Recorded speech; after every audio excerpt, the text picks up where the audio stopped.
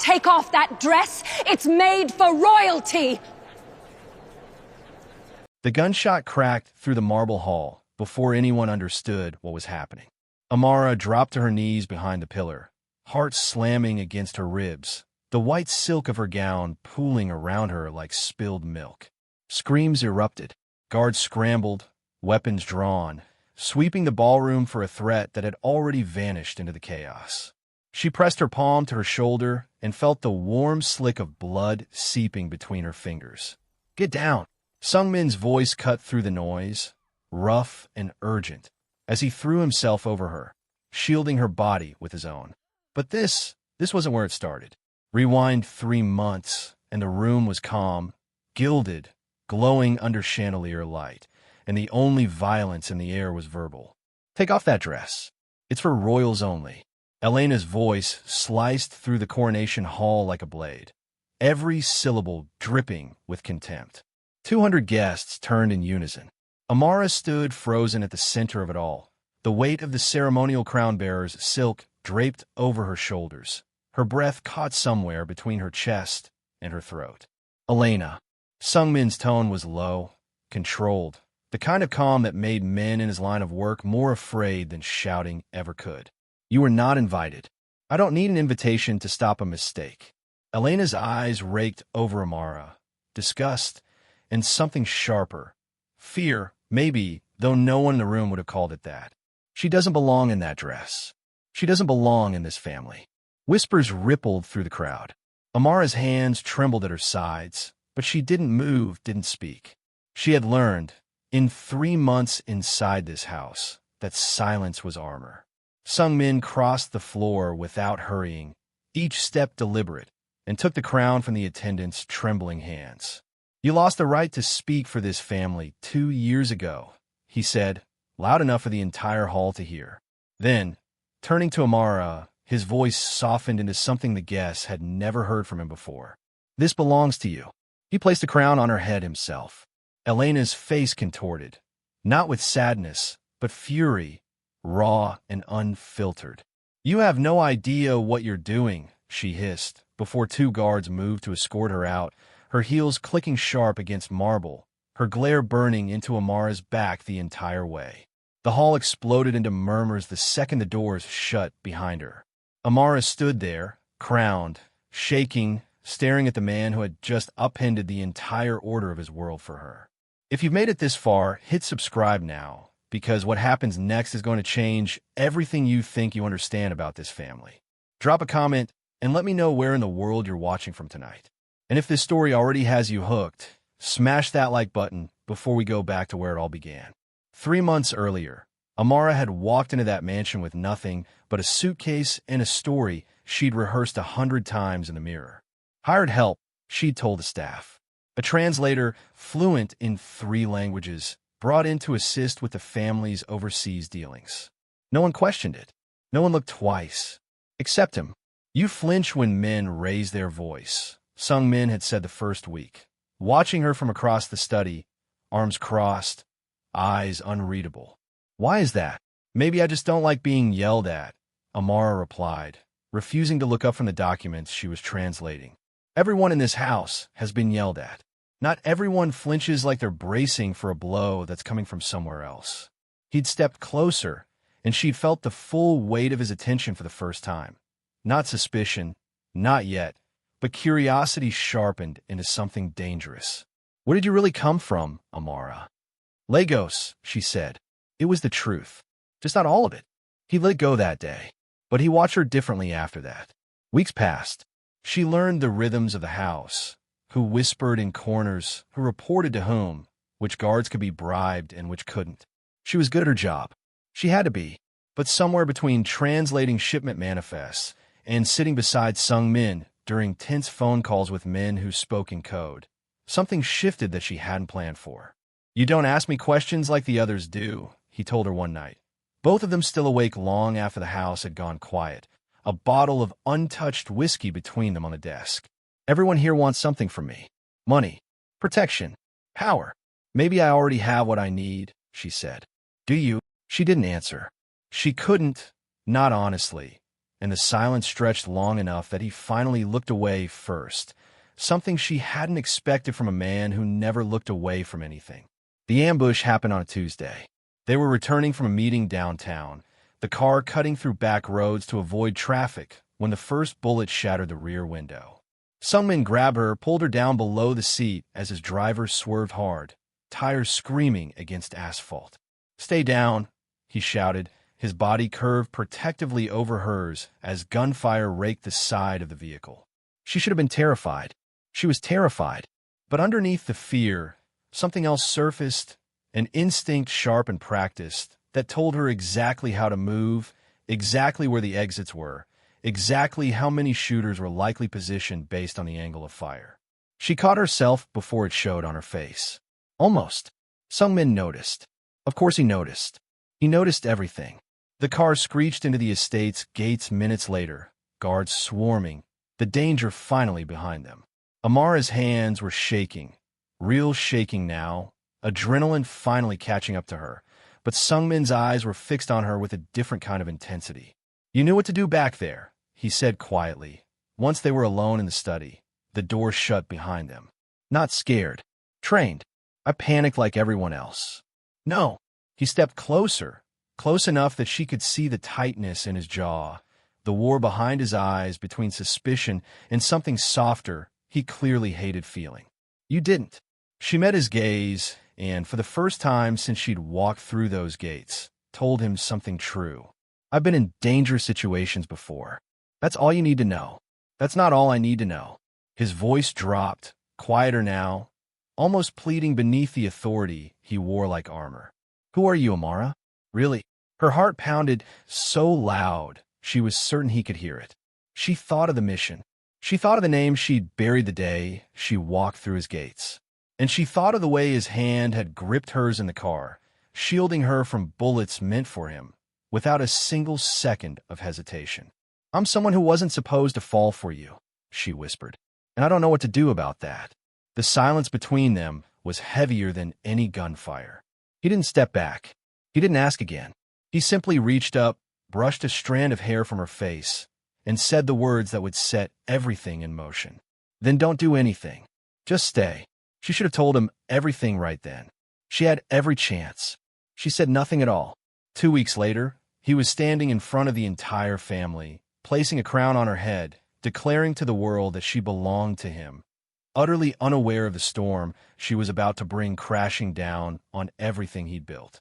The night everything unraveled started with a name Amara hadn't heard spoken aloud in years. She was in the East Wing, sorting through a stack of shipment records Sungmin had asked her to review, when she heard voices drift from the adjoining study. Low, urgent, the kind of conversation not meant for anyone's ears. She recognized one voice instantly. Chief Odia, head of Sungmin's security detail, a man who trusted no one and verified everything twice. "I ran the background again," Oduya was saying. 3 times, actually. "Her paperwork is clean. Too clean." "Meaning what?" Sungmin's voice, sharp with impatience. "Meaning someone built it for her. Professionally.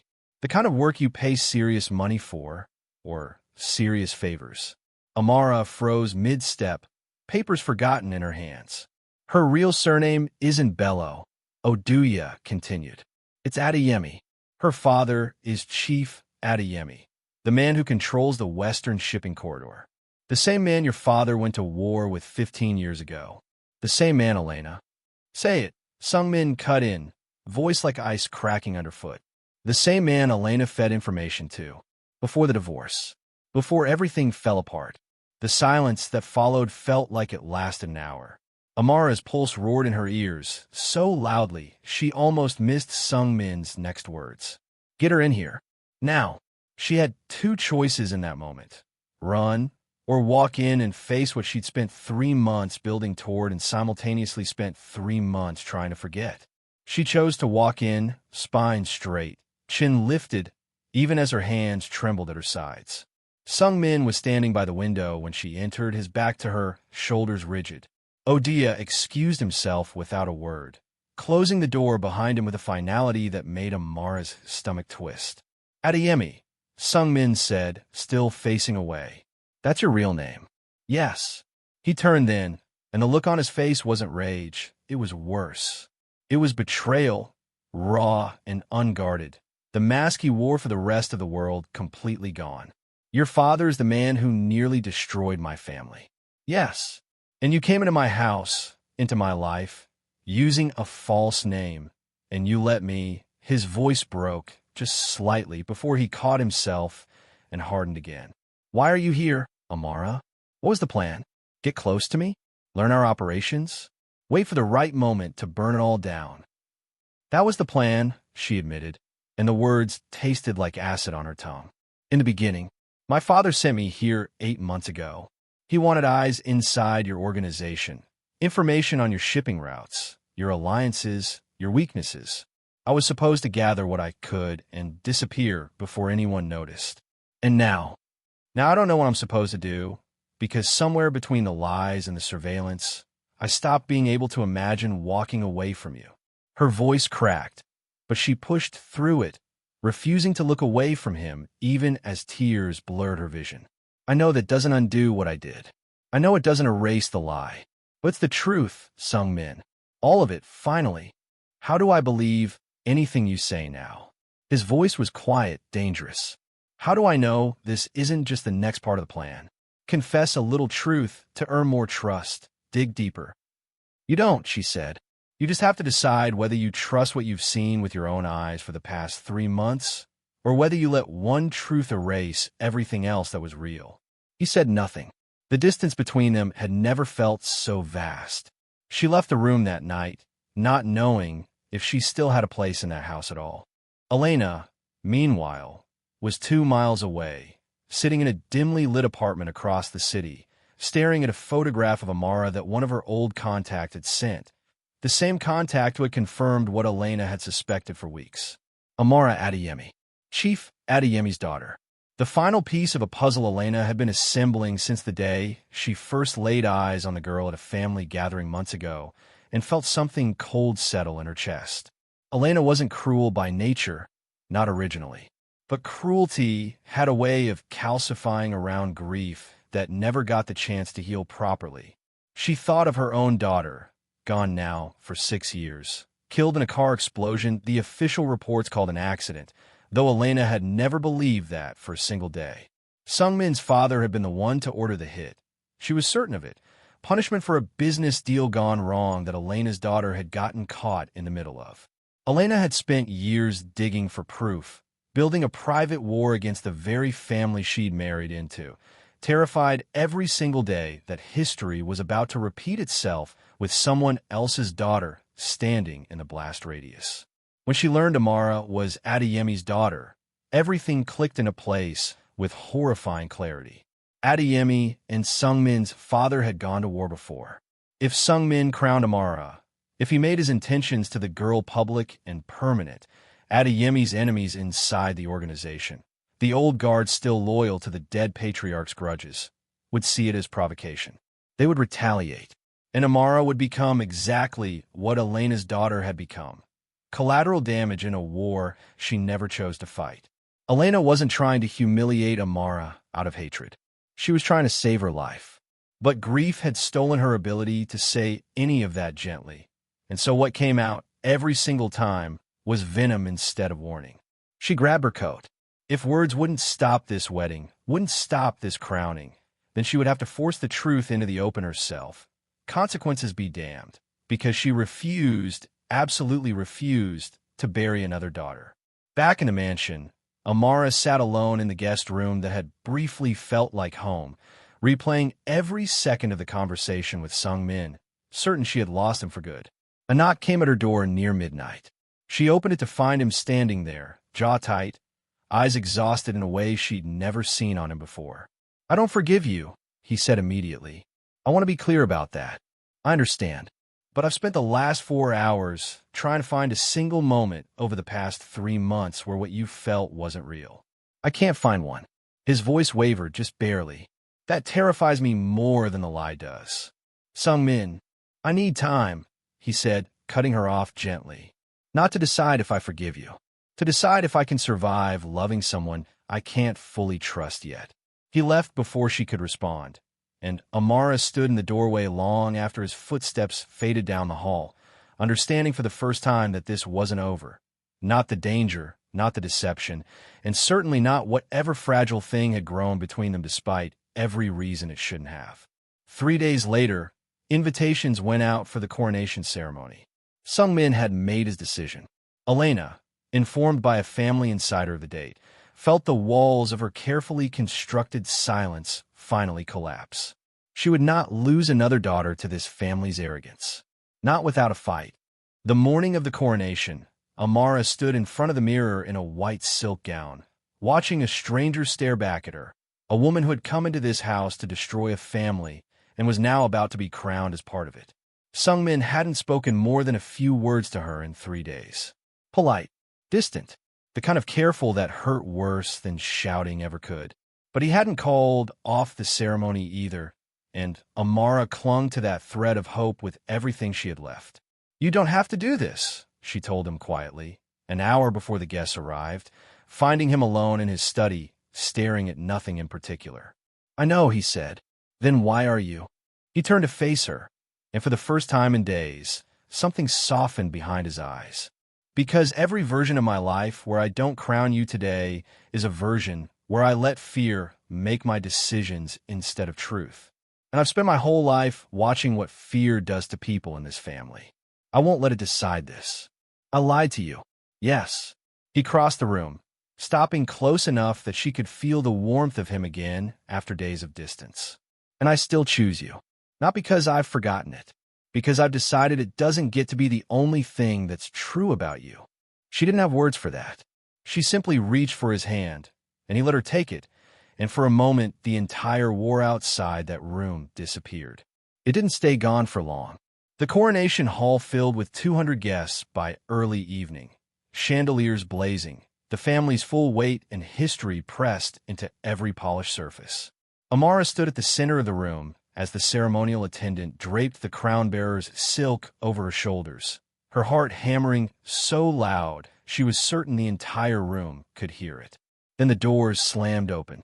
"Take off that dress. It's for royals only."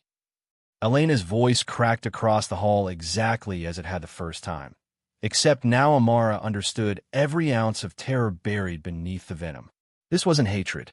This was a mother who had already buried one daughter to this family's enemies, standing in a room about to watch it happen again. "Elena." Sung-min's voice was iron. "You were not invited. I don't need an invitation to stop a funeral before it happens."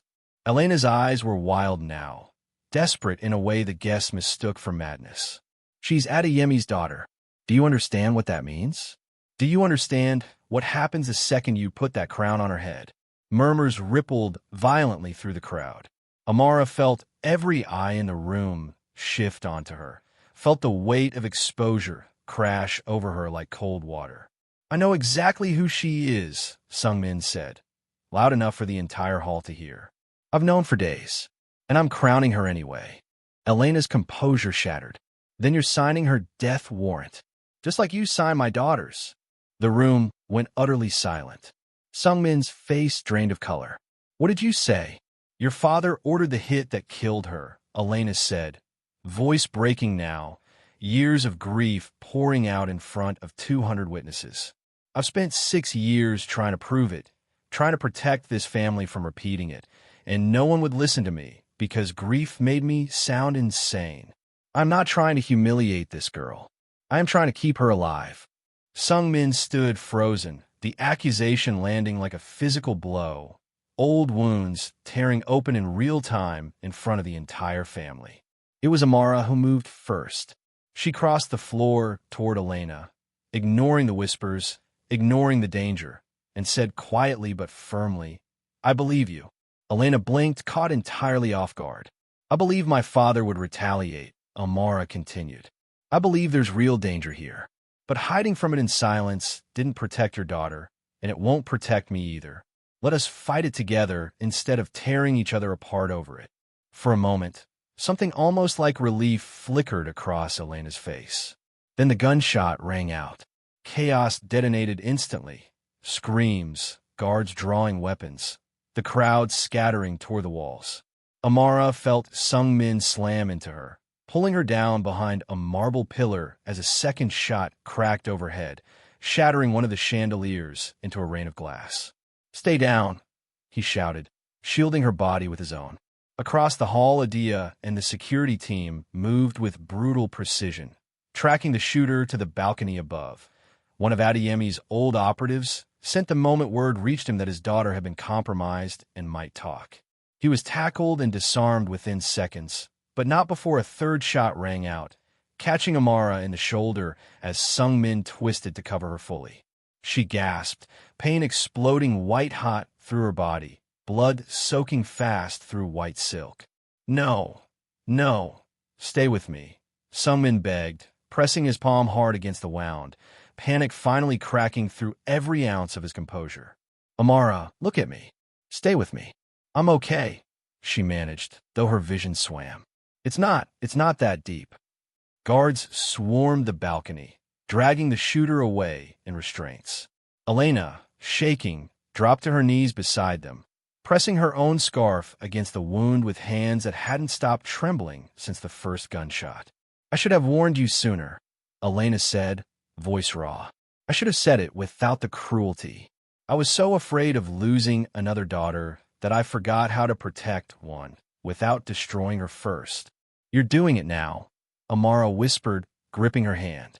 The ambulance arrived within minutes. Amara survived, the wound serious but far from fatal, a fact the doctors confirmed within the hour to a room full of family members holding their breath in the hospital corridor. 3 days later, she woke to find Sung-min asleep in the chair beside her hospital bed, still in the same clothes from the coronation, refusing to leave her side even once. "You're still here," she murmured. He startled awake instantly, relief flooding his face. "Where else would I be? I thought maybe all of this would be too much. The lies, the danger, your father's history catching up to both of us. It is too much," he admitted, taking her hand carefully. "And I'm choosing it anyway. All of it. You, the danger, the mess, the family history none of us asked for. I'd rather face it with you than face anything without you." Elena, informed of Adeyemi's arrest for orchestrating the attack, evidence Odia's team had gathered within hours, enough to finally end the decades-long war for good, stood in the doorway of the hospital room, hesitant. "May I come in?" she asked quietly. Amara nodded, and Elena stepped inside, no longer the woman who had screamed across a coronation hall, but someone finally unburdened by 6 years of silence.